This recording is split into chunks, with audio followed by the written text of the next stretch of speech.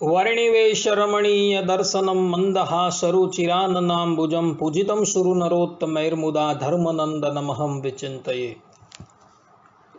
असतो मा षड्गमय तमसो मा ज्योतिर्गमय मृत्युर्मा अमृतं गमयः। ओम शांति शांति शांति।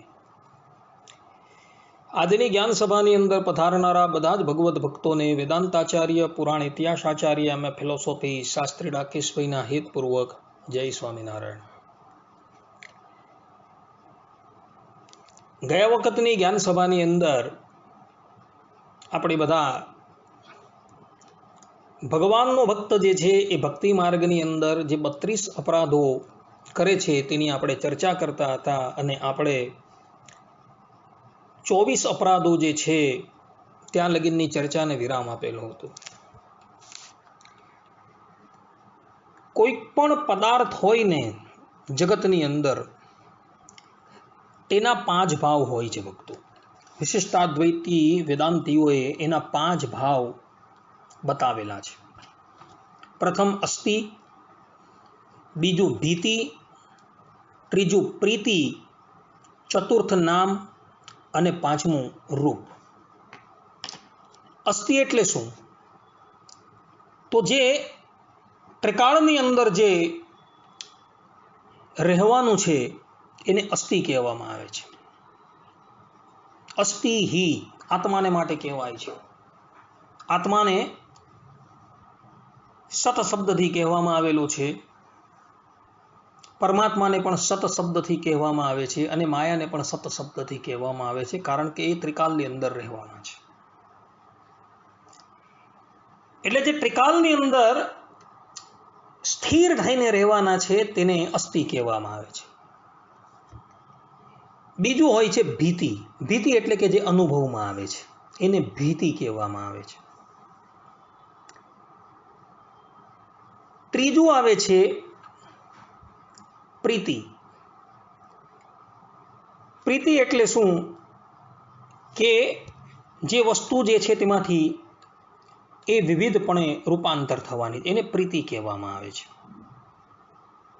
अहीं प्रीतिनो अर्थ आ लेवानो छे भक्तो, प्रीतिनो अर्थ स्नेह नथी लेवानो। चतुर्थुं आवे छे नाम।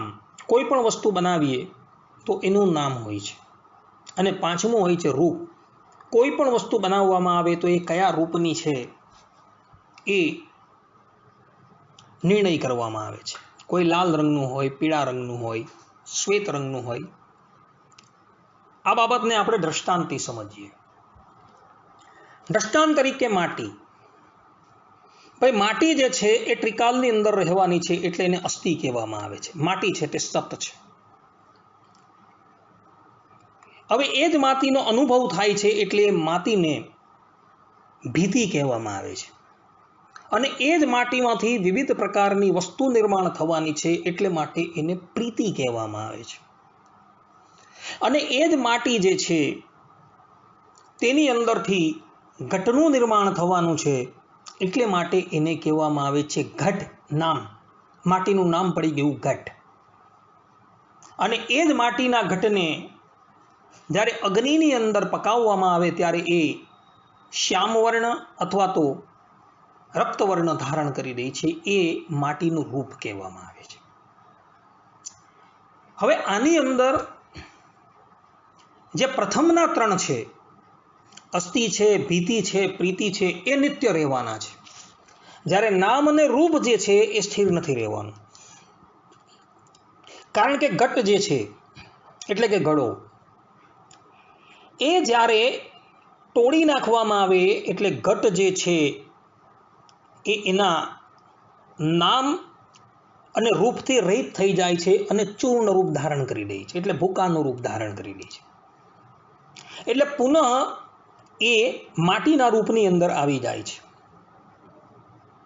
એટલે અસ્થિના રૂપમાં આવી જાય છે। એ માટીનો અનુભવ થાય છે અને પુનઃ એ જ માટીમાંથી આપણે બીજા घटનું निर्माण करी શકશું। विशिष्टाद्वैत सिद्धांत प्रमाणे प्रथमनी जे 3 वस्तु जे छे अस्थि, भीति अने प्रीति ए कायम माटे स्थिर રહેવાની છે। જ્યારે નામ અને રૂપ જે છે એ મિથ્યા છે। વિશિષ્ટાદ્વૈત વેદાંતિઓ પણ મિથ્યા જગતને માને છે, પરંતુ મિથ્યાનો અર્થ તે લોકો રજ્જુની અંદર સર્પ છે એવો નથી કરતા ભક્તો. ખાસ ધ્યાન રાખજો. જે અદ્વૈત વેદાંતિઓ અધ્યાસવાદ, રજ્જુની અંદર સર્પની ભ્રાંતિ એ જે માને છે તેને વિશિષ્ટાદ્વૈતીઓ નથી માનતા. વિશિષ્ટાદ્વૈતીઓ મિથ્યાનો અર્થ કરે છે નાશવંત. ને આપણા નંદ સંતો પણ કીર્તનોની અંદર તમે જોજો મિથ્યા શબ્દોનો પ્રયોગ કરે છે. મિથ્યા જગતની આશા ત્યાગી, મુક્તાનંદ સ્વામી જ કહે છે. તો ત્યાં મિથ્યા શબ્દનો અર્થ છે પરિણામશીલ. જે પ્રમાણે માયા જે છે એ માયા સતત એક રૂપે નથી રહેતી. માયા પોતે અસ્થિ છે, ત્રિકાલની અંદર પણ વિદ્યમાન રહેવાની છે, પરંતુ એ વિવિધ પ્રકારના રૂપોને ધારણ કરી રહી છે, અને વિવિધ પ્રકારના રૂપો અને નામો જે છે એનું એ અસ્તિત્વ પૂર્ણ થાય એટલે પુનઃ એ પોતાના મૂળ રૂપની અંદર આવી જાય. જે પ્રમાણે માટી છે, માટામાંથી આપણે ગળો છે, સકોરું છે ઇત્યાદિક બનાવ્યું, એને નામ આપ્યું, એનો રંગ આપ્યો, પરંતુ જ્યારે એ તૂટી જાય તો એ પુનઃ ચૂર્ણ રૂપમાં માટી રૂપની અંદર આવી જવાની છે. એટલે માટી રૂપે પણ એ અનુભવ થાય છે, એટલે અસ્થિ છે. કોઈ પણ વસ્તુને તમે બાળી નાખો તો પણ છેલ્લે રાખ તો રહેવાની જ છે. રાખનું અસ્તિત્વ નકારી ન શકાય. તે જ પ્રમાણે માયા છે. માયા જે છે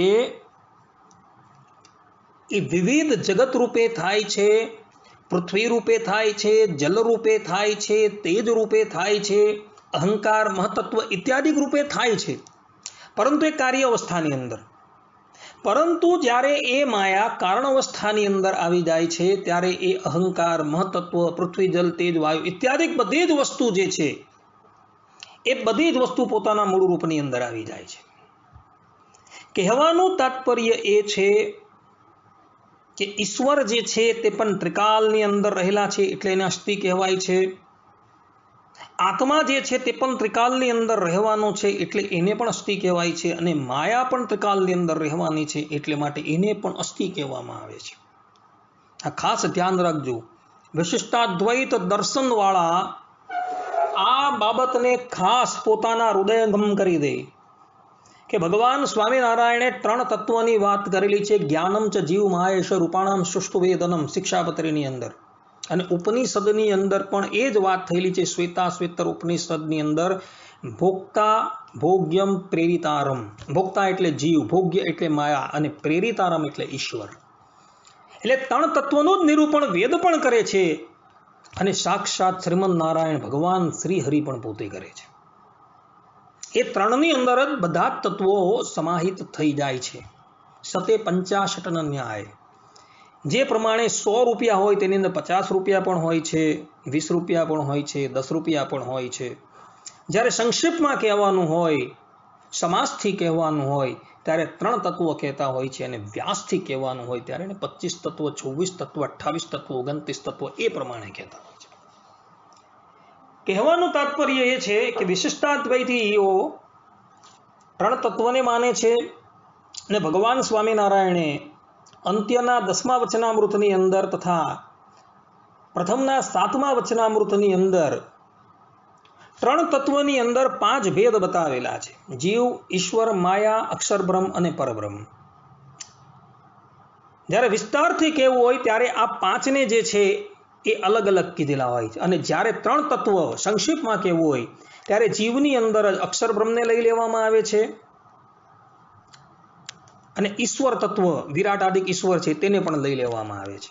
કારણ કે વિરાટાદિક ઈશ્વર જે છે તેનો પણ જીવ જે છે એ અણુ છે, કારણ કે એશ અણુરાત્મા. અને અક્ષર બ્રહ્મ જે કહેવામાં આવે છે અર્થાત કે અક્ષર મુક્તો છે તેનું પણ જે દેહ છે, એટલે કે એનું જે મૂળ રૂપ છે એ પણ સૂક્ષ્મ જ છે. એટલે જ્યારે ત્રણ તત્વો કહેવામાં આવે ત્યારે એ 5 ભેદની અંદરથી જીવ, ઈશ્વર અને અક્ષર બ્રહ્મને જીવની અંદર મૂકી દેવામાં આવે. આ 5 ભેદો જે છે એ અનાદિના છે, અને 5 ભેદની અંદર જે ત્રણ તત્વો જે છે એ અનાદિના છે. કારણ કે ભગવાન પોતે શ્રીમદ ભગવદ્ ગીતાની અંદર તમે જુઓ મમેવાંશો જીવ લોકે જીવ ભૂત સનાતન, કે આ જીવ જે છે એ મારો જ અંશ છે અને એ સનાતન. સનાતન શબ્દ જીવાત્મા માટે ભગવાને પ્રયોગ કરેલો છે. એટલે સનાતન એટલે કે જે ત્રિકાલની અંદર પણ અણુ રહેવાનો છે, ભૂતની અંદર અણુ હતો, વર્તમાનમાં અણુ છે અને ભવિષ્યની અંદર પણ અણુ જ રહેવાનો છે, ક્યારેય પણ વિભૂ થવાનો જ નથી. આમ કહીને ભગવાન શ્રી કૃષ્ણએ આ શ્લોકની અંદર શંકર વેદાંતિઓનું પણ ખંડન કરેલું છે, નૈયાયિકોનું પણ ખંડન કરેલું છે, વૈશેષિકોનું પણ ખંડન કરેલું છે અને જૈન મતનું પણ ખંડન કરી દીધેલું છે. કારણ કે ન્યાય વૈશેષિક અને શંકર વેદાંતિઓ જીવાત્માને વિભૂ કહે છે, જ્યારે જૈન મતવાળા જે છે એ આત્માને મધ્યમ પરિણામવાદી અર્થાત કે મધ્યમ પરિણામ વાળો કહે છે. જ્યારે વિશિષ્ટાદ્વૈતીઓ છે, શુદ્ધાદ્વૈતીઓ છે, મધ્વ વેદાંતિઓ છે, નિમ્બાર્ક છે, રામાનંદીઓ છે, એ બધા જ જીવાત્માને અણુ કહે છે. એટલે જ માટે શ્રીજી મહારાજે પણ વચનામૃતની અંદર ઠેર ઠેર જગ્યાએ જીવાત્માના સ્વરૂપનું વર્ણન કરતા એને અણુ તરીકે જ પ્રતિપાદન કરેલો છે.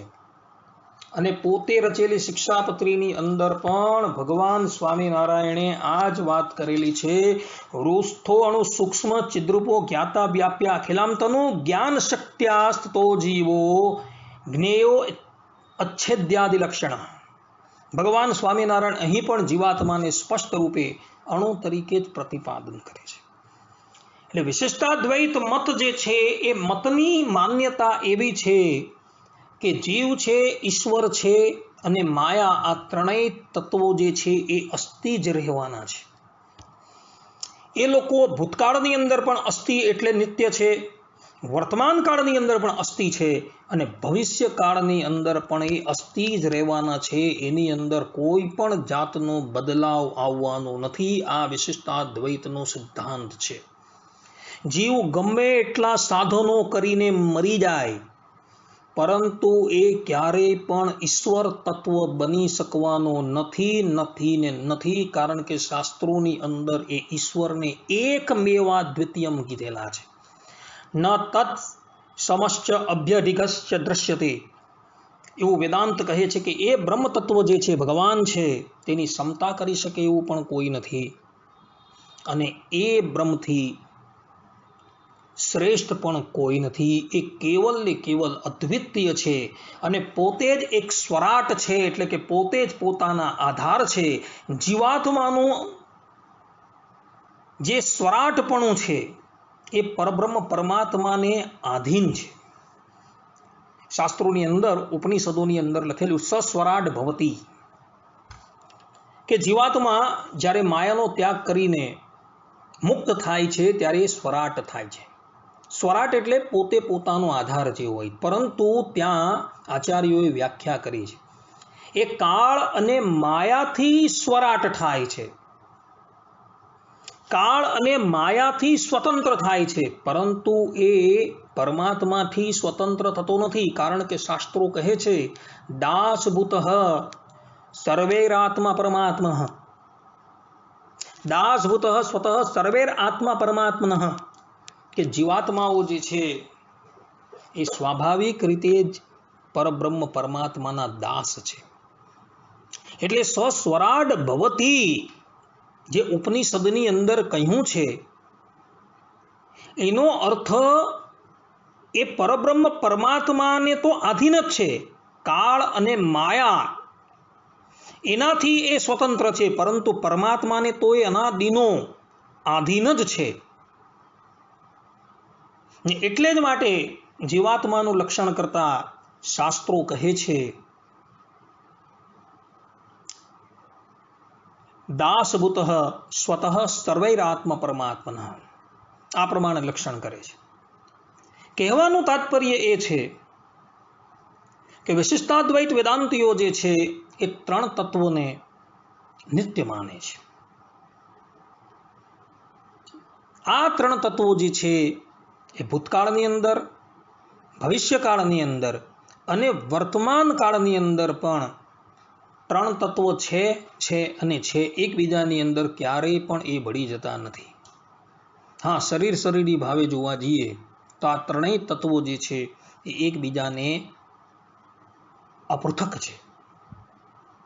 કારણ કે જીવાત્માની અંદર પરબ્રહ્મ પરમાત્મા વ્યાપીને રહ્યા છે, માયાની અંદર પણ એ તત્વો જે છે એ વ્યાપીને રહ્યા છે. અર્થાત કે માયાની અંદર પણ એ પરમાત્મા જે છે એ વ્યાપીને રહ્યા છે. એવું કોઈ સ્થાન નથી કે જ્યાં પરમાત્મા વ્યાપીને ન રહ્યા હોય.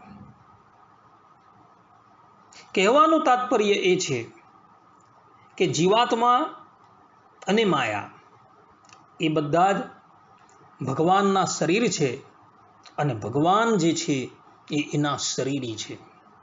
સૃષ્ટિકાળની જ્યારે ઉત્પત્તિ થાય છે ત્યારે એ ભગવાન જે છે એ સંકલ્પ કરે છે કે એકો અહમ બહુશ્યામ પ્રજાયાય, કે હું એક છું તે બહુરૂપે થાઉં. કેટલાક લોકો આ શ્રુતિનો અર્થ જે છે એ ગલત તરીકે પ્રતિપાદન કરે છે. એ લોકો એમ કહે છે કે એક ભગવાન જે છે એ લોકવત્તુ લીલા કૈવલ્યમ, કેવલ લીલા કરવાને અર્થે એકમાંથી અનેક રૂપે થઈ ગયા, જીવ રૂપે થઈ ગયા, જગદીશ્વર રૂપે, જગત રૂપે થઈ ગયા. પરંતુ એ લોકોને પૂછીએ કે એ બ્રહ્મ તત્વ જે છે એ આનંદમય બ્રહ્મ, શાસ્ત્રોમાં કહ્યું છે, તો એ દુઃખરૂપ સંસાર માટે શા માટે થઈ ગયા? પોતે જીવ રૂપે શા માટે થઈ ગયા? કારણ કે જીવાત્મા સંસારની અંદર જાય છે તો એ અસહ્ય દુઃખને પ્રાપ્ત કરે, તો એ બ્રહ્મ તત્વ જીવ રૂપે શા માટે પરિણામ પામી ગયું? જગત રૂપે શા માટે પરિણામ પામી ગયું? તો એ લોકો એમ કહે છે કે ભાઈ એ તો ખાલી લીલા કરવા માટે, લોકવત્તુ લીલા કૈવલ્યમ. તો એ લોકોને પૂછવાનું કે શાસ્ત્રોની અંદર એ આનંદમય બ્રહ્મ ગયા છે કે ભગવાન જે છે એ આનંદમય છે, તો એ શા માટે દુઃખરૂપ સંસારની અંદર પોતે આવે અને જીવપણું ગ્રહણ કરે ને જગતપણું ગ્રહણ કરે? કોઈક વ્યક્તિ સુખી છે, એ શા માટે દુઃખની અંદર પડવાનું? એને ખબર છે કે આ સંસાર જે છે એ દુઃખરૂપ છે. જ્યારે એ દુઃખરૂપ સંસારથી મુક્ત થઈ ગયો છે તો એ શા માટે દુઃખરૂપ સંસારની અંદર જવાનું? એટલે આ લોકો જે આવી માન્યતા ધરાવી રહ્યા છે કે જીવ રૂપે, જગત રૂપે એ ભગવાન થઈ ગયા છે, તો એ લોકોની આ માન્યતા જે છે શાસ્ત્રથી સંપૂર્ણપણે વિપરીત છે. ભક્તો, વિશિષ્ટાદ્વૈતી વેદાંતિઓ પોતે કહે છે એકો અહમ બહુશ્યામ પ્રજાયાય, કે હું એક છું તે બહુરૂપે થાઉં, એવો ભગવાને સંકલ્પ કર્યો, પરંતુ ભગવાન પોતે નથી થતા, પરંતુ ભગવાન પોતાના શરીર રૂપ જીવ અને માયા જે છે તે રૂપે બહુરૂપે થાય છે. અને એ રૂપે બહુરૂપે થવા છતાં પણ ભગવાનના સ્વરૂપની અંદર કોઈ પણ જાતનો વિકાર નથી. જેવી રીતના કરોળિયો છે, એ કરોળિયો જ્યારે એણે વિહાર કરવાની ઈચ્છા હોય ત્યારે એ પોતાના મુખમાંથી લાળ દ્વારા એક જાળું બનાવે છે અને એ જાળાની અંદર એ વિહાર કરતો હોય છે. અને જ્યારે એ વિહારથી નિવૃત્ત થઈ જાય ત્યારે પોતાના મુખની અંદર એ જાળું જે છે એ આખું સમાવી લે છે. તો જુઓ, એ કરોળિયો જે છે, જે ક્ષુદ્ર એક કીટ છે, એ પોતે વિહાર કરવાની ઈચ્છા જ્યારે કરે છે ત્યારે પોતાના મુખમાંથી જાળું પ્રગટ કરીને એની અંદર વિહાર કરે છે અને પાછું એ જાળું પોતામાં લીન કરે. તો એ કરોળિયામાં કોઈ વિકાર આવ્યો? સ્વાભાવિક રીતે નથી આવતો. તો એ કરોળિયો જો આટલો ક્ષુદ્ર કીટ હોઈને એ પોતે આ કાર્ય કરી શકતો હોય તો આ સંપૂર્ણ જગતના જે નિયંતા, સંપૂર્ણ જગતના એક કારણ બ્રહ્મ તત્વ છે એવું કેમ ન કરી શકાય? એ પણ પોતે લીલા કરવાની ઈચ્છાથી એકમાંથી બહુરૂપે થાય છે અને બહુરૂપે થઈને એ પોતાના શરીર દ્વારા જ બહુરૂપે થઈને લીલા રસનો અનુભવ કરે છે. કેટલાક લોકો એવું કહે કે ભાઈ ભગવાનની લીલા અને આપણે દુઃખ, તો ભાઈ લીલાનો અર્થ જે છે બધી જગ્યાએ એકનો એક ન કરવો. ભાઈ લીલાનો અર્થ કરતા શ્રી ભાષ્યની ઉપર સુદર્શન સુરીએ શ્રુત્યાત પ્રકાશિકા નામની ટીકા લખેલી છે. એ ટીકાની અંદર આચાર્યએ લીલાનો અર્થ કરેલો છે કે તે શરીર દ્વારા કાર્ય જે છે સંપાદન કરાવવા તેને લીલા કહેવામાં આવે છે. આ લીલાનો અર્થ કરેલો છે. એટલે ભગવાન જે છે એ જીવાત્માના કર્મ અનુસાર સૃષ્ટિની રચના કરે છે. કારણ કે સૃષ્ટિની રચના કરવા માટે ભગવાન જે છે એ જીવાત્માના પ્રાચીન કર્મોની અપેક્ષા રાખે છે. જો પ્રાચીન કર્મની અપેક્ષા ન રાખે તો ભગવાનની અંદર એટલી વિષમતા અને નિર્દયતા આવી જાય. ભગવાન પોતે નિર્દય નથી. ભગવાન જીવાત્માના પ્રાચીન કર્મની અપેક્ષા રાખે છે અને એના દ્વારા એ સૃષ્ટિની રચના કરે છે. અને સૃષ્ટિની રચના કરી જીવાત્માને સામર્થ્ય આપે છે, શક્તિ આપે છે, જેથી કરીને એ ભોગ ભોગવી શકે અને પોતાની પ્રાપ્તિ કરી શકે. એને અર્થે બ્રહ્મ તત્વ જે છે એ સૃષ્ટિની રચના કરે છે. પરંતુ આ સૃષ્ટિની રચના કરવા છતાં જીવાત્માના હૃદયની અંદર એ ભગવાન બિરાજમાન હોવા છતાં, માયાની અંદર પોતે બિરાજમાન થવા છતાં એ ભગવાન જે છે એ જીવાત્માના કોઈ પણ દોષ ગ્રહણ નથી કરતા કે નથી કોઈ એને માયાના દોષ અડી શકતા. જે પ્રમાણે આકાશ પંચભૂતોની અંદર અર્થાત કે 4 ભૂતોની અંદર હોવા છતાં પણ આકાશ જે છે એ નિર્લેપ છે, તે જ પ્રમાણે એ બ્રહ્મ તત્વ જે છે એ જગતની અંદર રહેવા છતાં પણ એ જગતના સંપૂર્ણ દોષથી રહિત છે. અને આવું જે બ્રહ્મ તત્વ જે છે એ કારણ અવસ્થાની અંદર પણ ચિદ અને અચિદથી વિશિષ્ટ હતું અને કાર્ય અવસ્થાની અંદર પણ એ બ્રહ્મ તત્વ જે છે એ ચિદ અને અચિદથી વિશિષ્ટ છે. ચિદ અને અચિદથી વિશિષ્ટ એટલે શું? તો કારણ અવસ્થાની અંદર પણ એ જડરૂપ માયા અને ચેતનરૂપ જે જીવાત્મા છે તેનું એ નિયંતા હતું અને કાર્ય અવસ્થાની અંદર પણ એ બ્રહ્મ તત્વ જે છે એ જીવાત્મા અને માયાનું નિયંતા છે. ને આ જે છે એને વિશિષ્ટાદ્વૈત કહેવામાં આવે છે. આ વિશિષ્ટાદ્વૈતની સંક્ષિપ્તની અંદર વ્યાખ્યા જે છે એ પૂર્ણ કરી અહીં આ પ્રવચનને વિરામ આપીએ છીએ. સર્વે સંતુ નિરામયઃ, સર્વે સુખિનો ભવન્તુ, સર્વે ભદ્રાણિ પશ્યન્તુ, મા કશ્ચિત દુઃખભાગ ભવેત. અસ્તુ.